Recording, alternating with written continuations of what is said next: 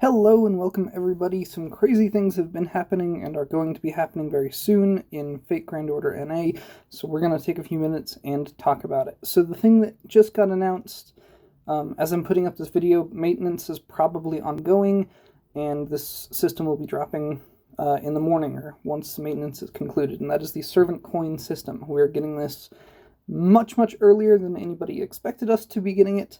This is a big surprise. So there's a couple things to talk about here. So, servant coins are a new currency. They are tied to each individual servant. So, Cuchulainn has his own set of servant coins. Heracles has his own set of servant coins. Caesar has his own set of servant coins. They do not overlap and they cannot be used.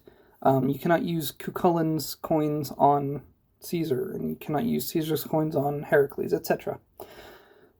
So, what are coins? What do they do? How do you get them? How do you use them? Let's talk about that right now. The kind of headlining way that a lot of people are going to be excited to use these is you can use servant coins to increase the amount of levels that you can grail a servant to. So using servant coins, you can now potentially grail a servant up to level 120, which is a very big deal. Most of you, that is distant out of reach. For most players, this is a super long-term project, and you should probably not think too hard about this unless you are just somebody who, has more time and resources than you know what to do with. As you can see, if we scroll down here, if you have a 5-star who you'd like to level to 120, that's going to cost 15 million QP for every 2 levels. 30 servant coins for every 2 levels, and a Holy Grail for every 2 levels. So in total, we're looking at 150 million QP, 300 servant coins, 10 Holy Grails. That is before we factor in EXP costs, which I believe is something to the effect of 12,000 4-star class type embers to level a servant up to level 120. If I'm not remembering exactly, but I think I heard somebody say that leveling a servant from level 100 to 101 is the same amount of EXP as it takes to level a servant from 0 to 100. So you're going to do that 20 more times for a servant. So it's pretty ridiculous. You should probably only look at this system or this mechanic if you have every servant on your account is already fully ascended, fully leveled, and you just don't know what to do with your embers anymore. Take them to 102 or something if you really want to, but I would say for the most part, most players do not need to be thinking about leveling a servant to 120 anytime, especially soon. So the more reasonable way to use these is for these things. This is the second and second of 2, so these are the only 2 ways to use servant coins, which is these append skills. So these are additional passive skills that you can add to a servant using their own servant coins. So all of them are going to be essentially in these 3 archetypes. You're going to have one that increases their extra attack damage. You're going to have one that starts them with extra Noble Phantasm meter. And then you're going to have a third one that gives them an additional form of damage against the specific class of enemy. For something like 90% of servants, the only one that you care about is this middle one. Because the first one and the third one are just not really that good. Extra attack damage up to potentially 50%, as you can see on the screen there, is neat, but how often are you actually hitting somebody with an extra attack?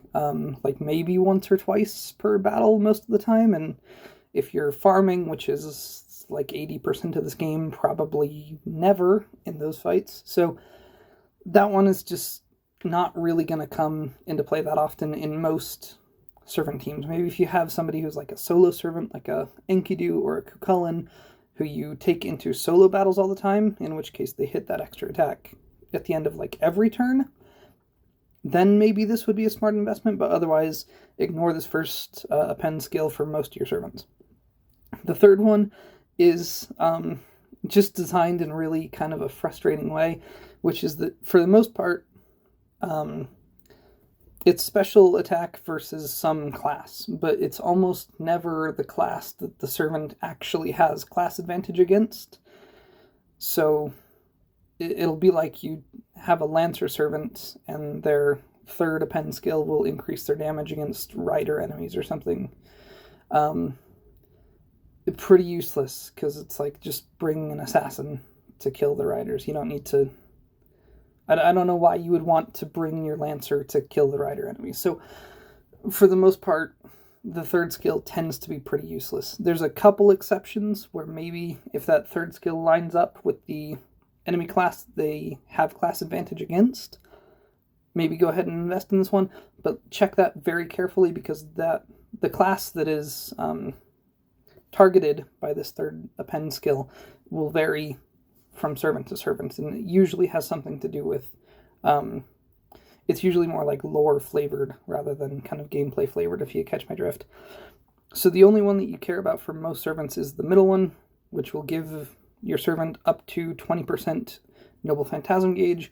That's before like craft essences, that's before other servants using battery skills, that's before their own battery skills, and that can be tremendously useful.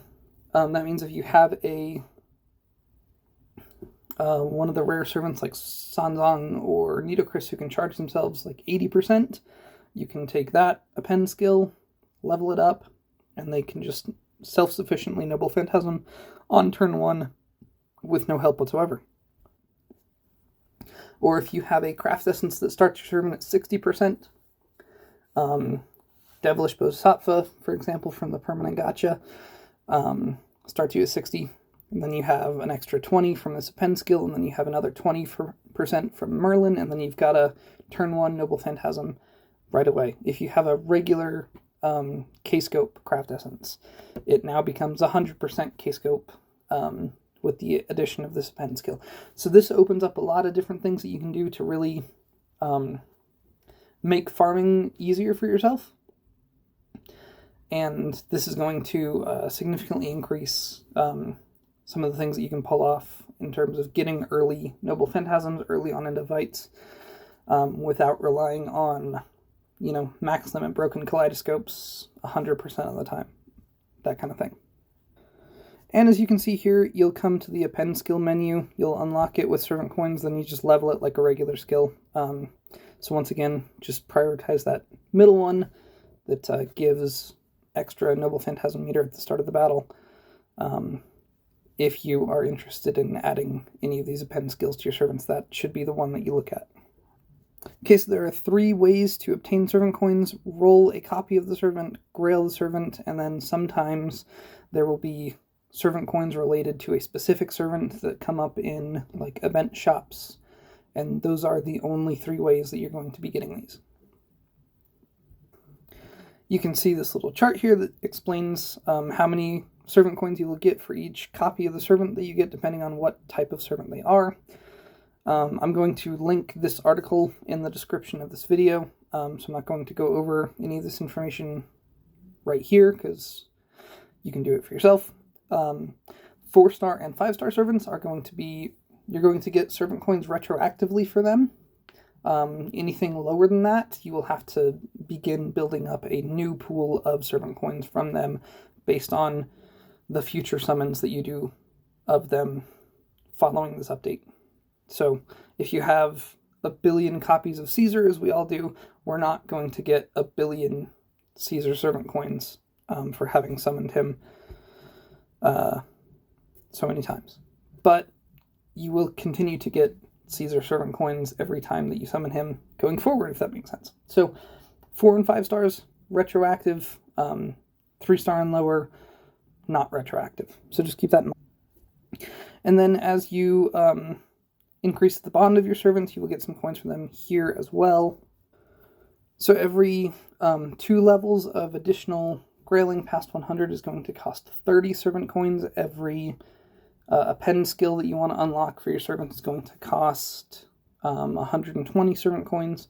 So to completely open up a servant's maximum potential is going to run you 660 servant coins between however many you need for every 2 levels of grailing, as well as the 360 that you need to unlock all 3 append skills, which, as I've gone into, most of that does not apply to most of you listening to this. So don't worry about it too much.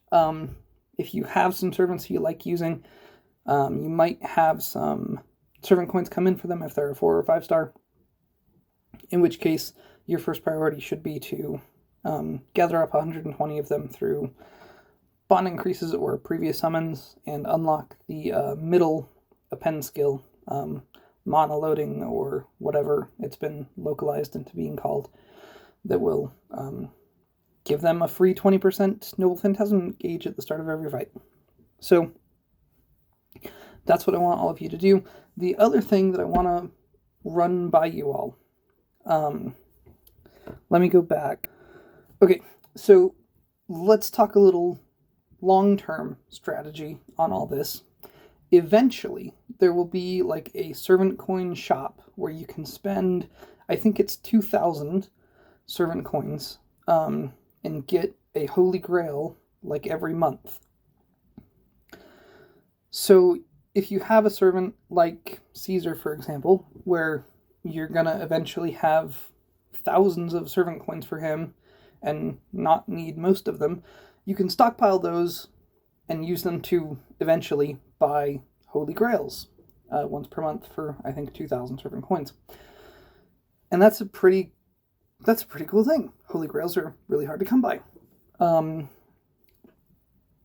There's an event coming before too long. It's going to be the next Gouda Gouda event that's going to have a limited, is he a 1 or 2 star? I cannot remember. Limited low rarity unit in the friend point gacha. Now, as you can see, every time you summon a low rarity servant, a 1 or 2 star, you get 6 or 2 servant coins.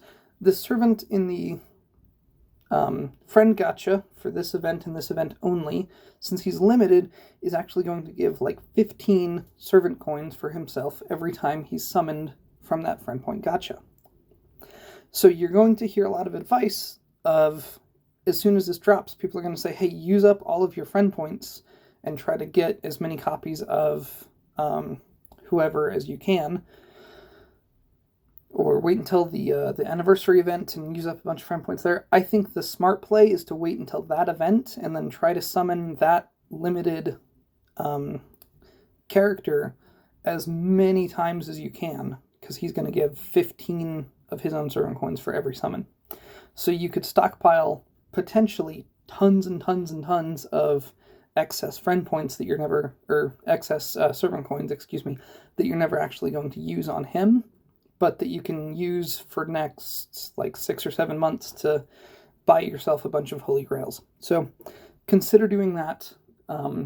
I think that would be the wise thing to do. The last thing that I want to bring up before I let you all go, when maintenance ends, we're going to be getting the summer Las Vegas summer event rerun. One of the servants available on that banner is going to be this servant right here, Berserker Musashi. I want to bring this up because we are getting very, very close now to the release of Caster Artoria, who, if you've been following the discussion leading up to her, is going to allow you to much more easily put together teams that can use a AoE Noble Phantasm and just recharge themselves based on that Noble Phantasm. This is called looping. And use the same Noble Phantasm to clear 3 complete waves, and essentially use 1 servant to clear an entire level, supported by Caster Artoria. So, I want to bring up that Summer Musashi is on one of these banners that are going to be dropping very, very soon. This is going to be your last chance to get her, at least for a little while. And she's absolutely one of the best units to pair with Caster Artoria. To run an arts looping team, I have other videos on this already, but we're just going to go over it quickly. You need your own Castoria, possibly your own Waver, and then your own, AoE arts Noble Phantasm DPS servant who's going to actually do the damage, who's going to use the offensive Noble Phantasm to clear the waves. Now that presents a little bit of a problem sometimes because, you know, you need potentially like a servant for every type of enemy that you're going to be fighting. So you might need an AoE Arts Lancer, and an AoE Arts Archer, and an AoE Arts Rider, etc. Or you could get one AoE Arts Berserker who has a kit that's really good for spamming her Noble Phantasm. So as you can see, based on these descriptions of these two skills, these are the ones that matter, that we care about with Musashi. She has effects that are going to make her gain her own NP back better, which is going to be compounded with all of Caster Artoria's arts buffs and Noble Phantasm gain buffs and damage buffs, etc. And Musashi is going to have class advantage against basically everything. So you can use her paired with Castoria, support Castoria from your friends list, and potentially a waiver to help top off if necessary.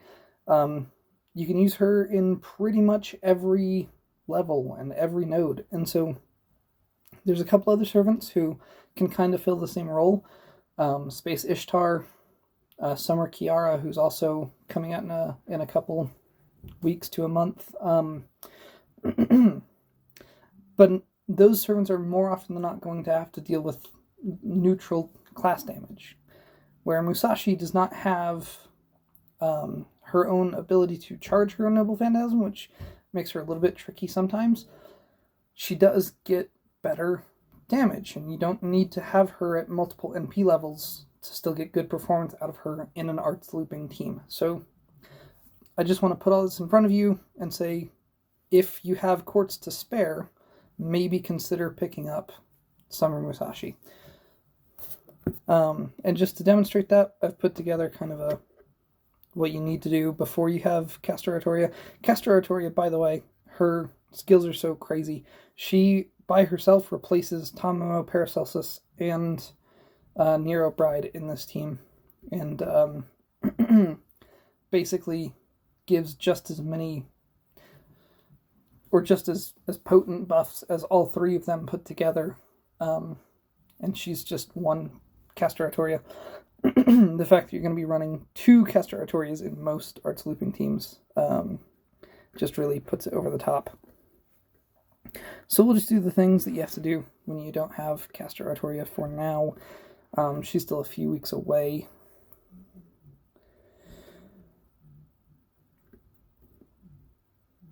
And then you guys have seen me do this before. You know how this goes. We're just going to buff as much as we can.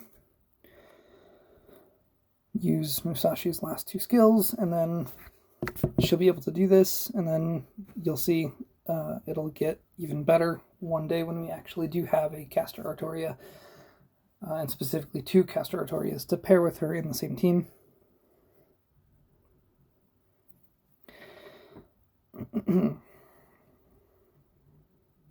And we're back up to 100% plus. Mine is at multiple NP levels, but doesn't need to be most of the time. So you can just keep doing this, and then she'll eventually kill all three waves.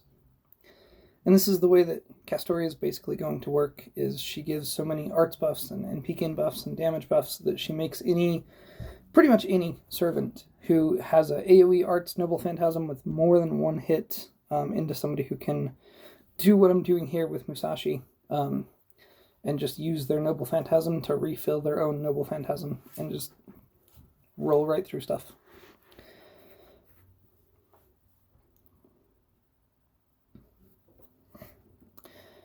So that's the kind of thing that you can do if you have Summer Musashi. Pair her with a Castoria, and you can farm waves that are a lot tougher than this little QP gathering quest.